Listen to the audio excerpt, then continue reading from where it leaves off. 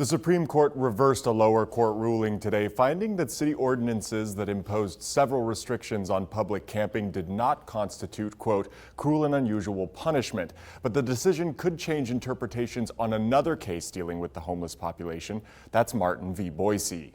The court was largely split on ideological lines, ending in a 6-3 decision. In his majority opinion, Justice Neil Gorsuch wrote, enforcing laws regulating camping on public property is, quote, commonplace and not barred by the Eighth Amendment protections against cruel and unusual punishment. The Constitution's Eighth Amendment, Gorsuch wrote, does not authorize federal judges to dictate this nation's homeless policy. Back here in the Treasure Valley, the Grants Pass decision is already receiving mixed reviews from local homeless shelters who paint two very different pictures of how this will affect the homeless population. The Boise Rescue Mission welcomes the United States Supreme Court's decision in the city of Grants Pass to reverse the Ninth Circuit erroneous ruling in the Martin case. Martin created an impossible standard for public responses to homelessness, and it did nothing more than create widespread confusion and embolden some people to claiming the right to live a homeless lifestyle. The Ninth Circuit decision stated that enforcing trespassing laws was cruel and unusual. In our opinion, the only thing that is cruel and unusual is allowing people to suffer life on the street rather than receiving appropriate shelter. But just down the street, the interfaith shelter reaches capacity every night, their executive director told me, and there aren't enough beds, supplies, or support to meet the demand for the shelter. So Interfaith Sanctuary runs this emergency shelter for single men and women. We're serving about 175. And then we have a hotel shelter, and we specialize in families with children, seniors, and medically fragile.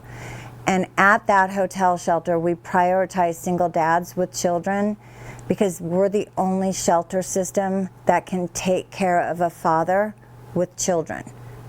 And so if a father and children are outside or in their car, they have no other option, and we didn't have any space. That's just one example of why there might be beds available, but they're not beds that can be used by the people who need them. For the real solutions to come, it is all about everyone leaning in together and agreeing that they don't want to see people out on the streets. They don't want people forced to sleep in parks. No, these people did not choose this for themselves. No one wakes up one day and, I think I'll bypass college and just be homeless. It's not so easy, but gosh, isn't that an easier way to think of it so that you don't have to take any responsibility for the failure in the system that caused most of these people to lose their housing? Sherry Jo Crandall has been a guest at the Interfaith Sanctuary since last year, and she said she's been following the Grants Pass decision closely, recognizing what she describes as the massive impact it will have on the homeless population. It's clear the Supreme Court did not care about the human life involved and the potential for lost lives. I have known people that have been waiting 6 years for housing, 3 years for housing, 2 years for housing, and I've been following it since 2009, and it's just getting worse and worse. We are human.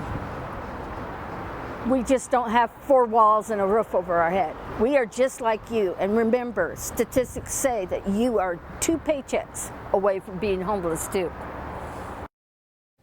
It remains unclear how the precedent set by Martin v. Boise will be impacted by the Grants Pass decision, as now cities may be able to set their own regulations for where and when homeless populations can camp.